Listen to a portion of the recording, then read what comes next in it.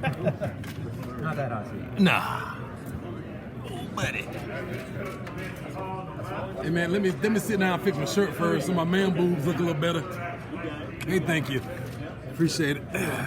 We have Nick Eason, so go ahead with questions.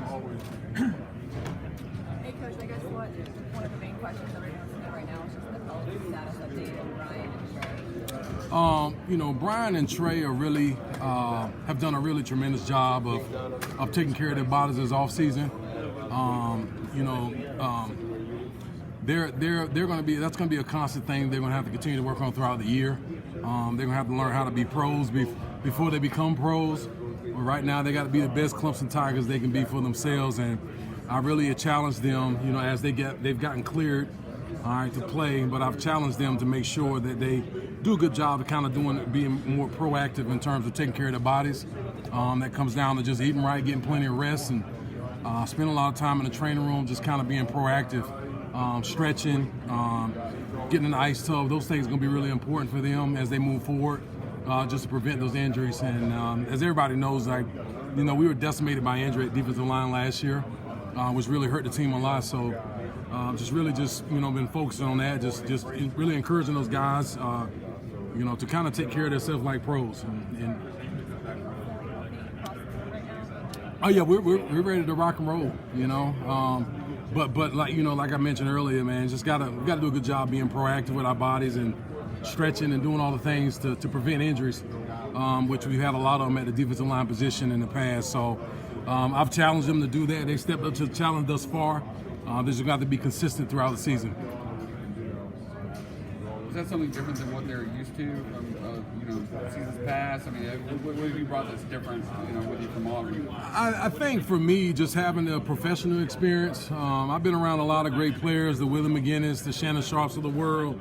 One of those things that I've learned from being around pro guys that have played double-digit seasons and longer, man, it's all about how you take care of your body. Those guys spend a lot of time in the ice tub, spend more time trying to recover more than anything, the acupuncture, yoga, dry needling, whatever it takes, to be able to recover. And so that's how you can extend your career. And so I've taken that knowledge that I've learned, in the pros and just kind of brought it to the college level, man. Just trying to encourage guys, say, hey guys, I don't know what you think that the pros are about, but here's what I've seen and here's what I learned over the 18 years, 19 years that I was there in the league. And so I just passed on the information, and they trust me, at this point in time. So they stepped up to the challenge, and I see more guys in there working with Dr. Bina to take care of their bodies. Can you describe just how freaky this defensive line can potentially be? We're very talented. I think that the great teams that I've been a part of and I've played with always have depth, and I think we have some of the best depth in the country. Everybody in the room can play.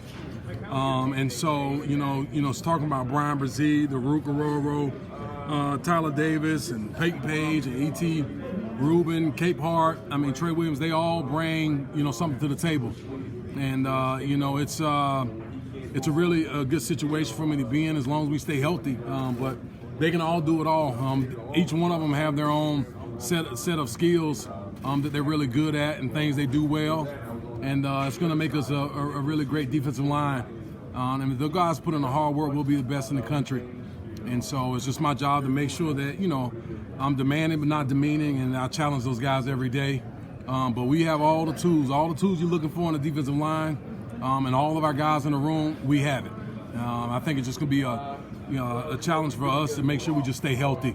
And that's the biggest thing that I'm really focusing on, as well as just continue developing the talent in the room. I really truly feel like, you're always going to be developing talent, whether you're coaching in high school, whether you're coaching on the college level, or even in the pros. It's about developing your talent that you have. But these guys have the skill set to do it, and we're just going to move forward and just continue to work. How is Bresee coming back from injury? He has been amazing. For me, I just actually was on the treadmill trying to lose a few pounds myself. But he was, he's been awesome. He's a tough kid. Mike Tomlin, something I learned I was in the Steelers, I'd rather say whoa than sick him. He's a kid that you have to say whoa. because he's always going to give you 150% everything that he has. And so it's just been, for me, it's just like, hey, man, you guys, a long season. I need you for all. How many of us going to take it to get to the national championship? I need you in all of those. And so, but he's working really hard. He's been great. Even when he was, still going through his rehab, he was present at practice, been present in meetings. And so he's been doing a really good job of just, not only getting back, but continue to just, be more of a leader in the role that he's in. Is he the most vocal leader you've got in your room? I know Tyler's kind of more of a soft-spoken type of guy who lets his actions on the field do his talking. Yeah, they all lead in their own way, but from vocally, probably more Tyler. I think my personality came in the room, they all kind of backed off and was kind of like, whoa, when I came in the room. But I would say it'd be Tyler, Ruke, Bresee. They all will talk. Cape Harp not so much, Payton Page not so much. But leadership for me is action and example. Not a position or title. So, but those probably three guys be more of the vocal ones: Ruke, Tyler, and Bresee. Can you describe how this new defense or the defense is going to look under Coach Goodwin? Yeah. What Coach Venables? Man, I just think for me, I'm going to work really, really, really, really hard this year to assist Wes, be a servant to him, to help him be the best defensive coordinator in the country. I think, I know a lot of people, may underestimate him, but hey, big surprises come in small packages. And with him standing at 4'11", I think people, I'm not going to be surprised, with the way our defense is going to look. I think Wes is going to bring his own taste and flavor to this defense. And I'm really excited about some of the things that he's going to do. We'll just be multiple. There are a lot of things we're going to do. We have a lot of talent, and we're going to do a great job of putting guys in position to make plays. And Wes knows the talents that we have at every position on every level. He studied the game. He knows the game. And I love working with him. He reminds me of Dick LeBeau, who I was my defensive coordinator, the Steelers, who I worked with when I was coaching at the Tennessee Titans. And he's going to put our guys in position to make plays, man. I'm really, truly excited about it. Things are going to be a lot simpler, yet complicated at times when we need to be, and let our guys play fast. I think that's the difference. He's a younger guy, relatively speaking, in coaching standards. Yeah. So, that speaks to a guy that's had a degree of talent, or yeah. You can kind of just see it with this guy. So, yeah. For someone who might not be in the know, just describe to me what that is like. Oh, with Wes? Yeah. Man, Wes knows, he studies the game. He loves the game. In his free time at home, he's probably drawn up plays, and I'm not just exaggerating. He knows from the back end to the front end, and he's always been like that since he stepped in this building. From just talking to Woody McCorvey and Coach Sweeney, because I didn't know Wes. We have a lot of mutual acquaintances from during the period of time he worked at the Arizona Cardinals. Out there with Bruce Arians, all those guys being from Pittsburgh, but those guys, man, spoke very highly of him. But man, he's a coach of the game. He knows it all, man. He really takes pride in what he does. He's a great family man, loves his wife and kids, and such a really good person, that matters a lot to me. Just being a good person, man, he knows how to treat people right, and he's a guy you want to work for and work with. And, I'm just excited for him to have this opportunity. He deserved it, I think a lot of times, people are just wondering, like, who is Wes Goodwin? But I guarantee you'll find out this season. And, we're going to, me and the rest of the support staff and assistant coaches, man, we're going to do everything in our power to make sure he succeeds by doing our part and having his back. And so with Wes, man, he's really smart. He's going to be able to make a lot of adjustments, which that's what it takes to be a defensive coordinator. You got to be willing to adjust, and he's going to be able to do that. He takes all of our opinions in consideration, and we all work together. We all have a part in this, so he's not by himself.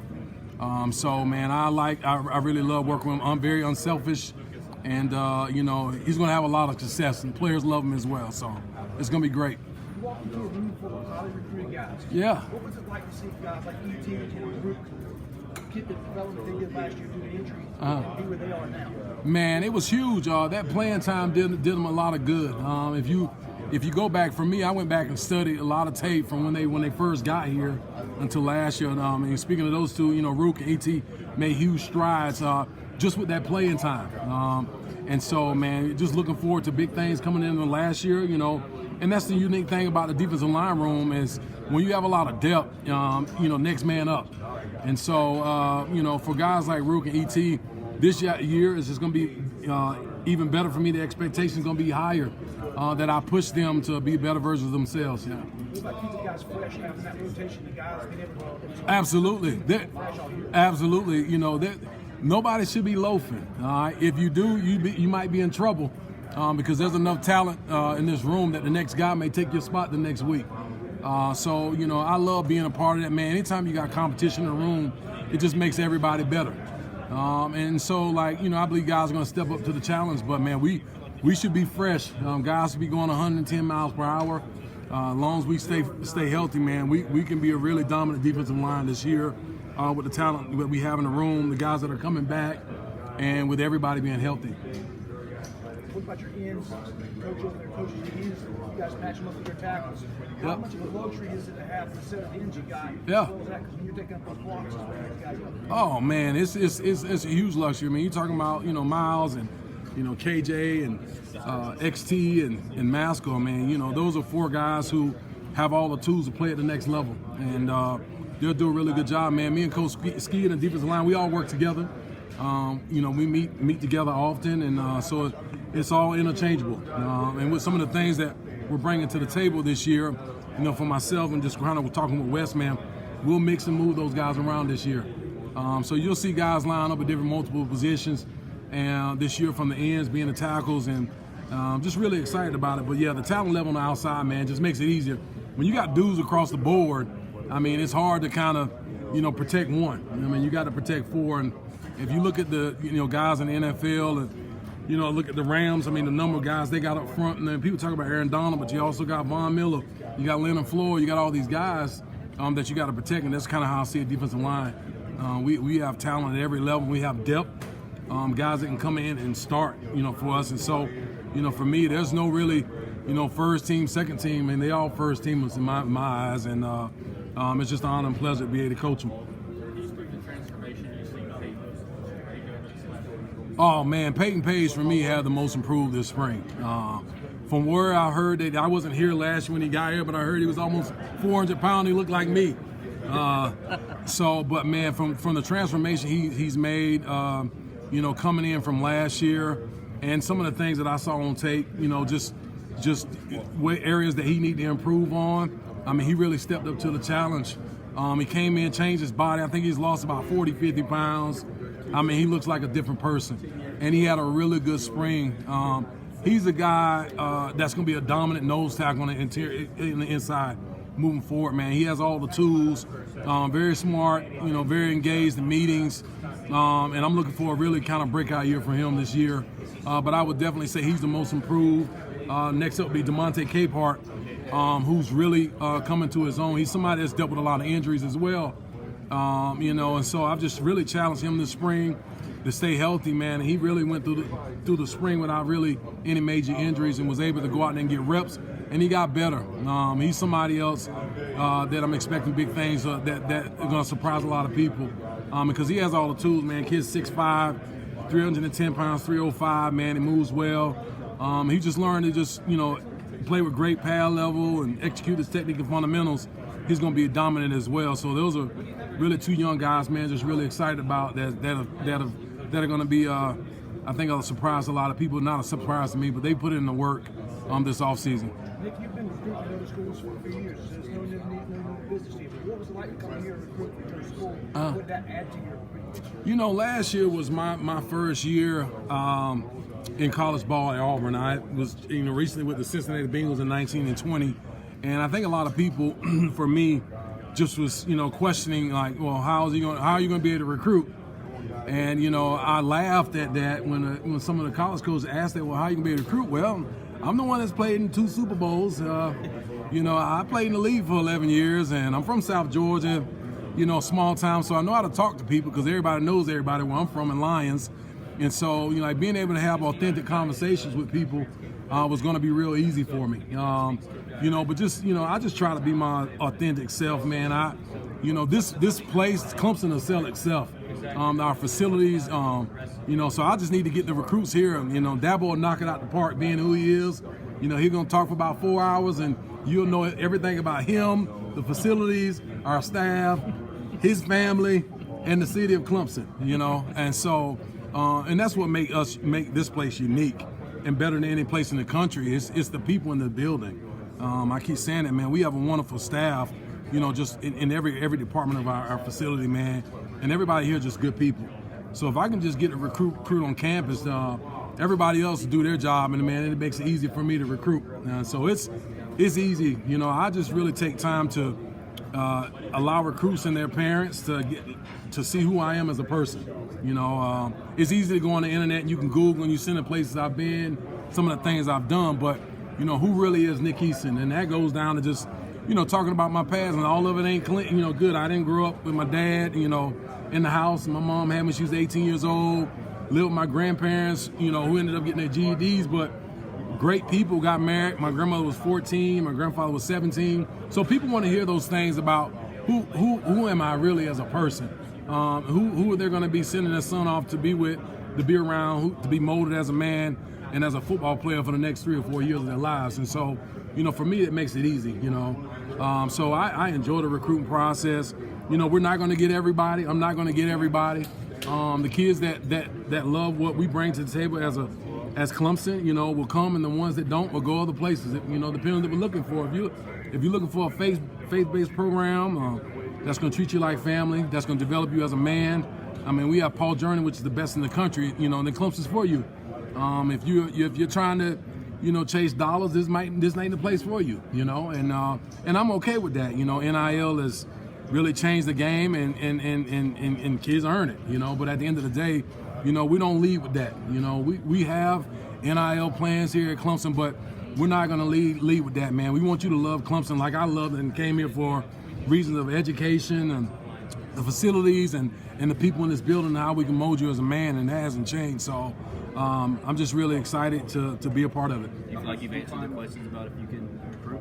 Huh? You feel like you've answered those questions about if you can recruit? No, I haven't answered the recruiting. Can I recruit? No. The thing about this for me is that recruiting is not a one-man job, and it's every day for me.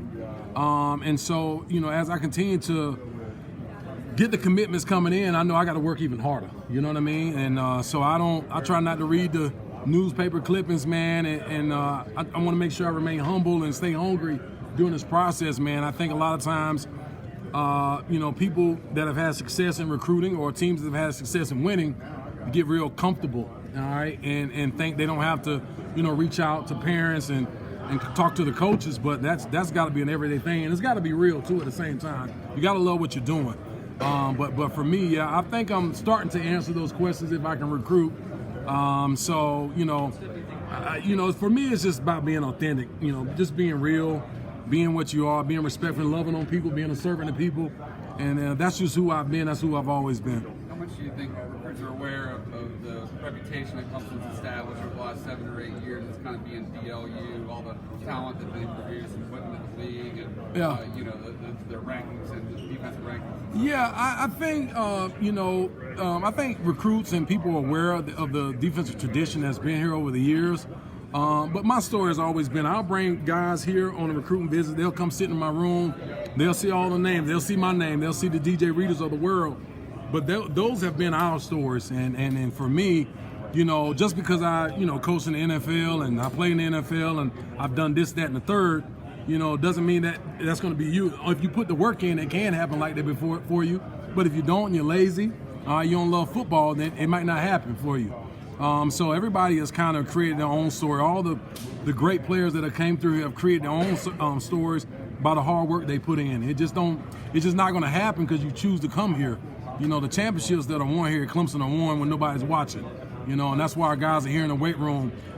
Coach Bass and our weight room staff are just challenging our players, man, to be great. And that's what the championships are won. And I think, people just need to realize that, especially recruits, man. You watch guys play on Sunday, but they don't see the acupuncture, the chirotherapy, the massage therapy, the twice a week with the massages, and all the other things that go on behind the scenes, you know. And so those things are what win championships, you know. And you know, I just think that you know, we're gonna be great. Yep, we're gonna be great. What kind of season do you think you're going to have for Tyler Davis this year? Tyler? Well, you know, I think Tyler's gonna be great. He's got to stay healthy. But he's been truly a leader. I saw that at the workouts when we started mat drills.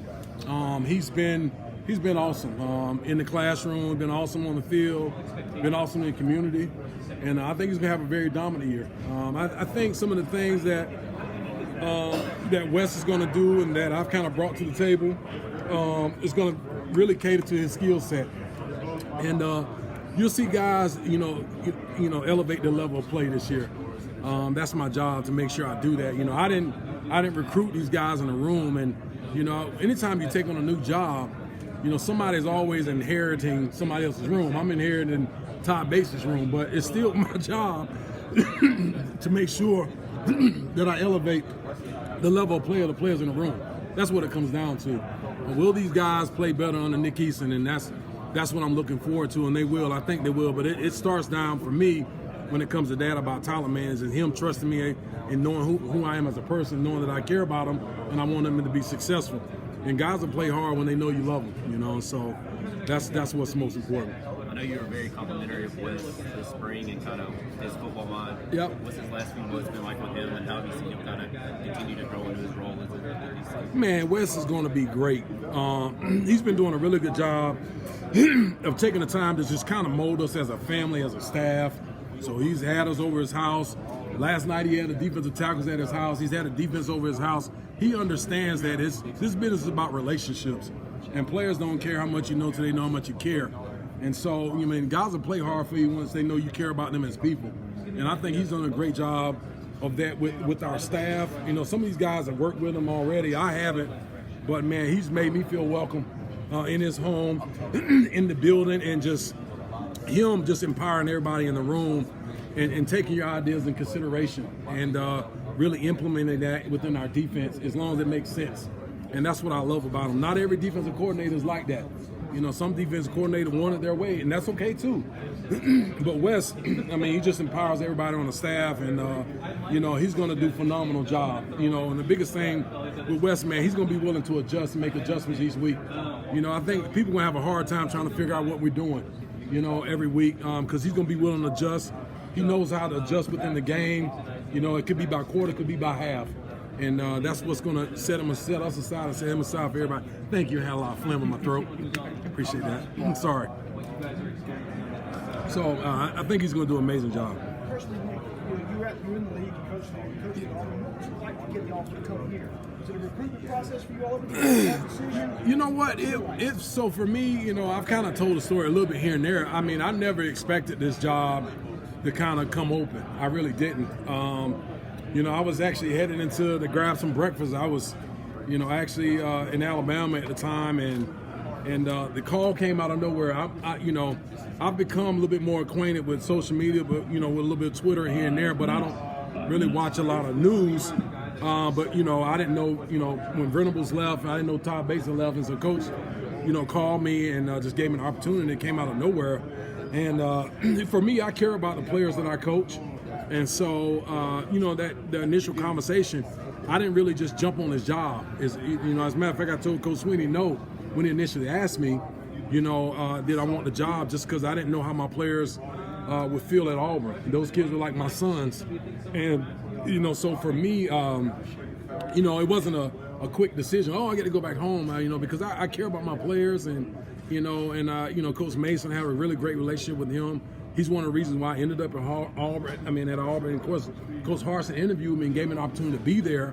But you know, I cared about the people. I cared about the people that I worked with, and so it was a decision I couldn't make on the spot. You know, so I kind of got put on the spot by Coach Sweeney with a job, and I thought about it for a couple, you know, like for a day and a half. Like, man, you know, I may not have this opportunity until I'm 60, because there's not a lot of change here. You know, people stay here forever, and then once you're here, you see why. And so, just, you know, being able to come back here, man, I never received that many text messages or anything in my life. Even when I won a Super Bowl, you know, I got more text messages, you know, about getting this job more than anything. And during the process, you know, Bob Mahoney, who works over in Ipte, his wife, I call them my mom. They're kind of like my white parents, here at Clemson. And but I love them to death. But he called me, and then she was on the other line in the background. Was like, "Oh, come on, Nick. What if I never see you get to coach?" He's just the whining in the background, giving me the guilt trip, man. But I prayed about it, and I asked God. I'm like, hey, if it's meant for me to take this job, then everything, the process of me talking to my players and talking to Coach Mason, all right, will be easy, and it was. So here I am standing before you. So sitting, sorry, not standing. Not that it's a bad problem to have, but with so much talent on the defensive line, how do you try to keep everyone engaged, keep everyone getting opportunities? I think, with all the talent and keeping everybody engaged, I think it's really best everybody understand their role, what their role is, and everybody's going to get their time is going to come. I think some people get so afraid about when you have so much talent, you start thinking about, the guy's going to transfer, right? I don't think about that. I think the guys in the room came to Clemson for the right reasons. Because they love Clemson, they want to be here, and everybody will have their time. Opportunities will come like they did last year. Nobody expected for us to have so many injuries as we did, but it had guys that were ready to have an opportunity to play, and they played well. And so for me, I don't be concerned about that, but everybody has a role, and you just got to be great at your role when your opportunity come, man. You got to be great, because there's so much talent in the room. So, nobody should be loafing or, taking plays off because we're going to be 150 miles an hour. So,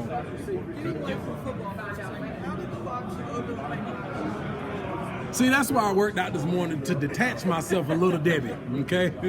Now the box of oatmeal cream pie, I really didn't think somebody would send me a 200 oatmeal cream pies, but it really happened. Which we had one box left. If you would like it up in the defensive line room, I can bring it to you. But no, I do love oatmeal cream pies and Little Debbie's, but I never thought somebody would send me 200 of them. And I knew how serious it was when I got to the ladies' clinic, and there were ladies walking up to take pictures with me with Little Debbie boxes and signing them. So I was like, man, I would keep my mouth shut, next time about the Little Debbie's. But I do love oatmeal cream pies. But. Do you know who sent the oatmeal cream pies? No, did you? No, it was not me. Oh, okay. I'll find over oatmeal cream pies. Yeah, okay, good. Yeah. Spoke social media recruiting, you spoke of that earlier. Did you think that your guitar playing skills would step out like you did? My guitar playing skills? Oh, man, no, it's just a little thing. Me and Chanel Valentine, our assistant director of on-campus recruiting, we used to perform when I was at Auburn. I grew up in the church, and I know how to play the guitar, the bass guitar, the drums, piano. So it's kind of like a little hidden talent that I have, and growing up in the church. And it's worked out when it needs to work out. At Caden's story, his pastor came over. That we were on social media together and we sung together. So when necessary, I'll bring it out. But it's not. It's kind of like not my recruiting tool. I don't show up at everybody's high school and their houses with my guitar around my neck. So but no, it works. Curious, having played here, would you be sad if Clemson were to leave the ACC for another conference? Or do you have any sort of feelings? Do you have ambivalent about it? I wouldn't care if we was in the Big Ten. People come to Clemson because it's Clemson. And that's what Coach Sweeney said the other day. I think that resonated with me really strong. Like, people go to Clemson because of Clemson. People go to Alabama because of Alabama. At these particular, at here, at Clemson, it's our culture, our program, and what we offer, speaks for itself. And so I don't really care what conference we in. I mean, we're still gonna be Clemson, And I think that, it matters to some, but for us in the building, we don't care. How it plays out, man. We just have to be the best version of ourselves. Still got to recruit and be Clemson. So, whether we're in the SEC or Big Ten or whatever, it doesn't matter to me. I don't care. Still got to put your hand in the dirt and play ball. Coach Austin, last question. Coach Austin was saying that Dabo's been talking about how the crazier college football gets, the better Clemson will be. Can you just kind of share some thoughts? The better what now? The crazier crazy college football gets and everything gets, the better Clemson will be. Yeah, man. We just be ourselves, man. Here, coaches done a really good job of implementing a certain type of culture, and we're just gonna be ourselves, And we don't get caught up in all the changing and shenanigans, We just try to, man. We're faith-based. Our foundation is built upon Christ, and we just be ourselves, man, and continue to work and just let everybody else fight with one another. And we'll just continue to sit here and work, man. I consider ourselves like the quiet storm. We just sit here and work quietly and let everybody get into all the shenanigans of the craziness of college football, man. But our standard is our standard, and then we are, and that's not going to change. Thank you, Coach. Yep, thank you, guys. We're done. Yep. Here, can go over the radio guys next. Radio guys, all right.